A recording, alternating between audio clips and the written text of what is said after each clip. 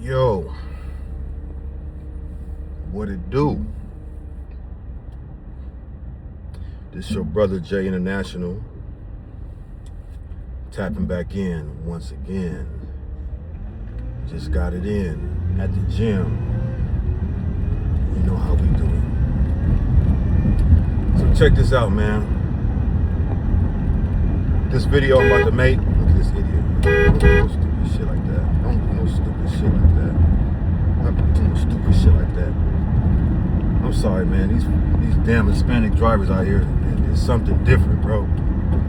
There's something really different out here, bro. Like real.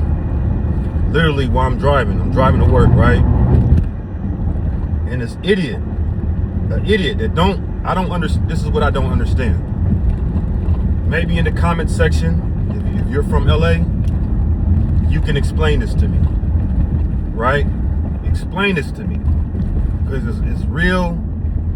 It's almost, I don't want to be like a conspiracy theorist. Let me fix my phone, my bad, y'all. I don't want to be a conspiracy theorist, right? I don't want to be that. That's not what I want to be. But it's almost like, she's playing with her crotch. Damn, it's crazy. It's almost like they'll see a black person driving. This, tell me if I'm wrong. They'll see a black person driving, right? On their right or on their left. And then it's almost like intentionally, like they'll do certain things. Like they'll intentionally cut in front of you. Or they'll intentionally like slow down. So I'm driving, and this individual don't have to make a right turn immediately. They don't have to make a right turn. There's less than 5 feet. Less than 5 feet between me and the next car, right? And this idiot decides, I'm just going to get right in front of you. Yeah, I'm going to squeeze. I see you're driving. I'm going to squeeze right. I'm going to squeeze right in between you, and then force you to have to hit your brakes so you don't hit me. Now, this is what I think, and this is going to go into my video today. I know the population of Los Angeles County, the IE, is over, I would say over 60% Hispanic. And I know that within that Hispanic population, there's a lot of ones that just recently come over here, whether they came legally or illegally. And for somehow, they're able to get a car, a nice one at that, not no rundown bucket, but a nice car. It looks nice, and then get a license. I'm not sure. Well, maybe they don't have a license because I don't ask them. But let's assume they're able to get a license. They get a car, get a license. I don't know how they passed the test. I really don't know how they passed the drive test. Looking at how they drive, and then start driving, and they're driving the same way that they drove in the country that they came from. Now, I've traveled the world. I've traveled to South America. I've traveled to Mexico numerous times. But let's just say they don't drive the best, okay? But I think that's what happens. I think that literally you got hundreds of thousands of these individuals, maybe even millions, on the road driving like they drove in their home country. But let me calm down.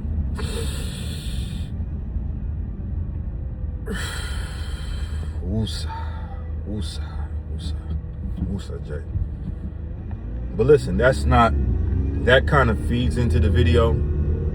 It does, because what I want to talk about in this video is the dynamics that I've come to see, the dynamics that I've come to understand, being observant and paying attention to my surroundings, the dynamics of Southern California, LA, greater LA.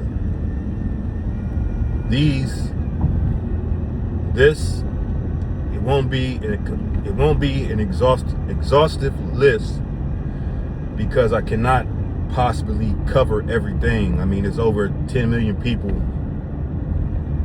in LA, Los Angeles County alone. So I can't cover everything.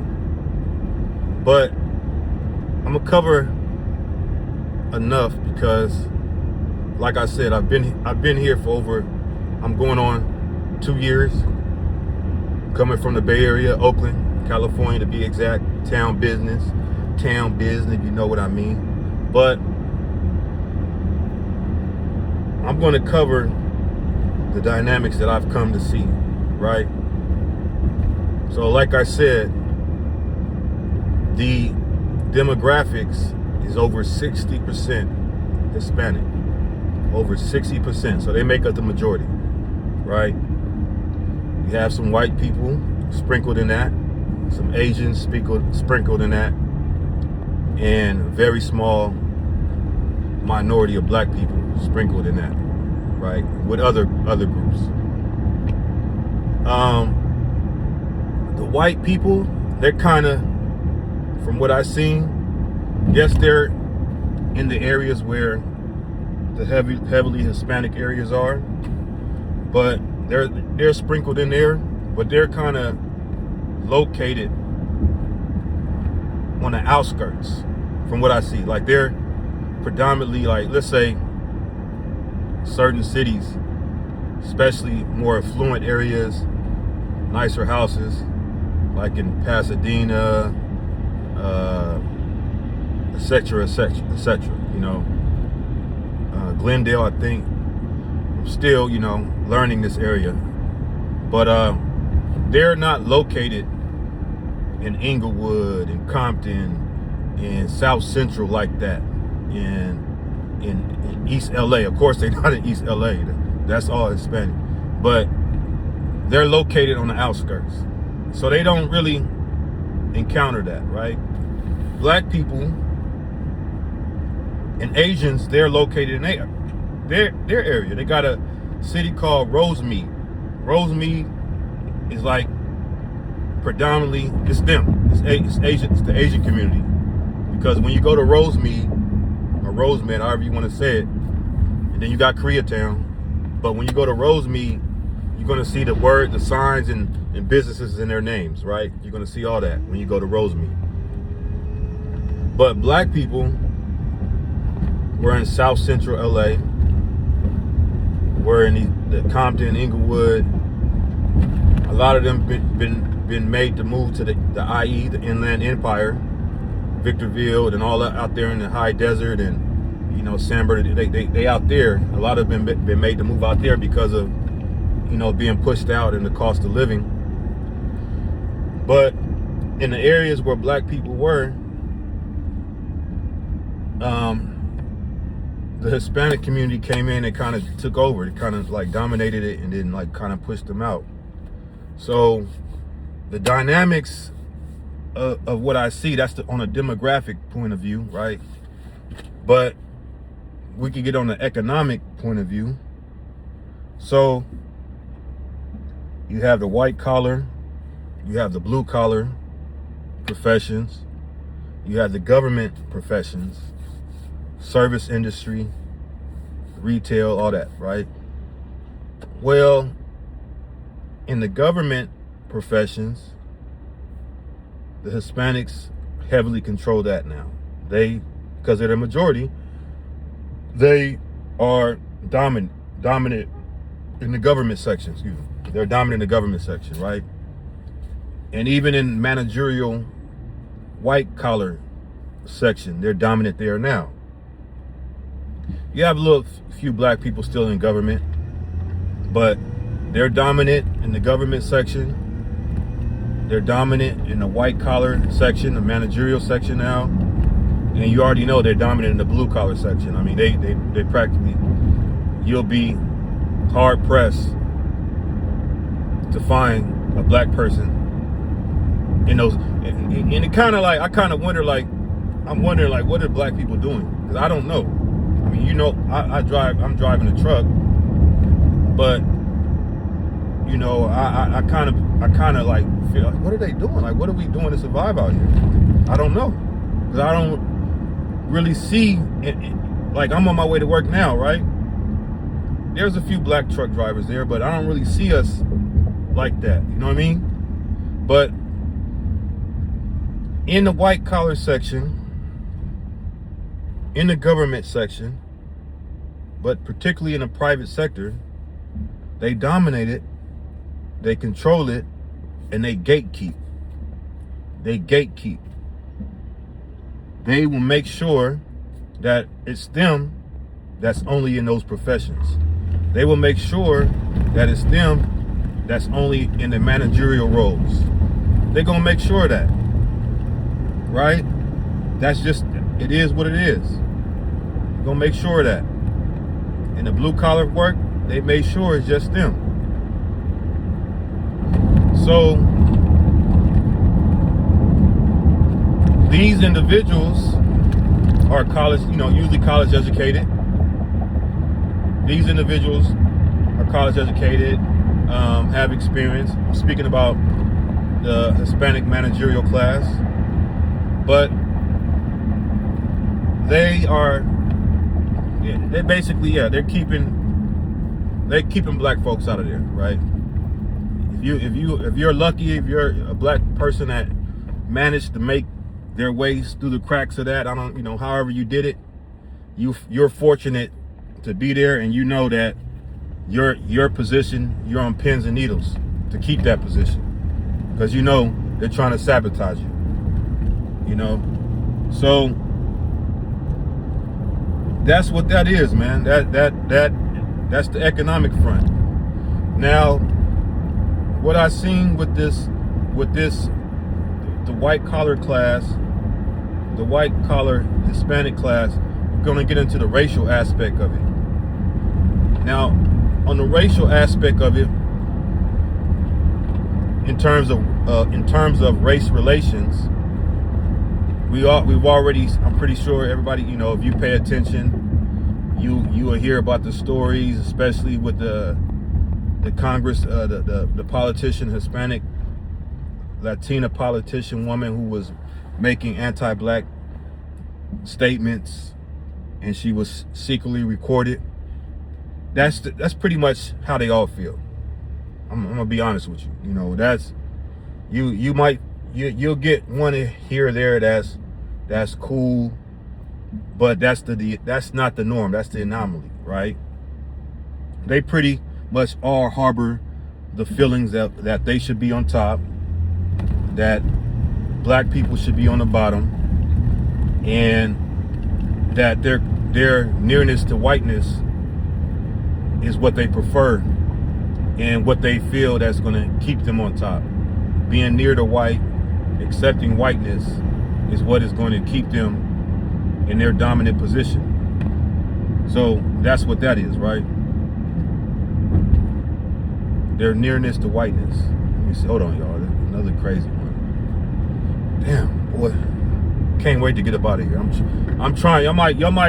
Y'all watching this, and this is all off the top of the head. I'm just giving. I'm not going. I don't think I'm gonna edit this one. I'm just gonna give it. Y'all can put it on speed it up if you want to. I know it's a lot of impatient people out there, so y'all can speed it up. But I'm just giving it. I'm just dropping it. I'm coming straight from the heart. I'm not. This ain't written down. This ain't none of that, right? But so that white collar managerial Hispanic class, they want to be near the white, they want to identify the white, and they kind of look down on the lower class Hispanics, you know, the blue collar. They kind of look down on them. The white collar, you know, professional class Hispanics kind of look, from what I see, it seems like they look down on the lower class blue collar Hispanics, kind of like they're more superior to them. And especially the first generation and recent immigrant Hispanics, they really look down on them. But That's what that is. And then the racial aspect of this situation is that that managerial class has anti-black sentiment. The blue collar class has some anti-black sentiment, and then even the recent immigrants, first generation, they come with it. They already come with it, because if you go to their countries, you will see a lot of them, you know, especially in Mexico, they don't even know that black people are in Mexico. Like, they don't even know that there's a people that are not black expats, but are Afro-Mexican. A large majority don't even know that. They don't even know that they're Afro-Latinos, you know? So, but they already come with a anti-black. They already come with a anti-black sentiment. And they kind of get a whiff of the racial dynamics here when they come, or even before they come. So they start to feel like, they start to look down on black Americans and then feel like they're better than black Americans. You can see like they have a sense of entitlement to them, you know? And that's what that is. You know, they come here like we're better than, it's a real crazy thing, man, when you think about it. But they come here with that sentiment because they pay attention and they see that that's how the American-born Hispanics are responding to black people. Now, you got the Gen Z generation that identify with black culture. You know, it's not that cholo culture anymore. You'll see them with fades, and you know, they dress hip hop.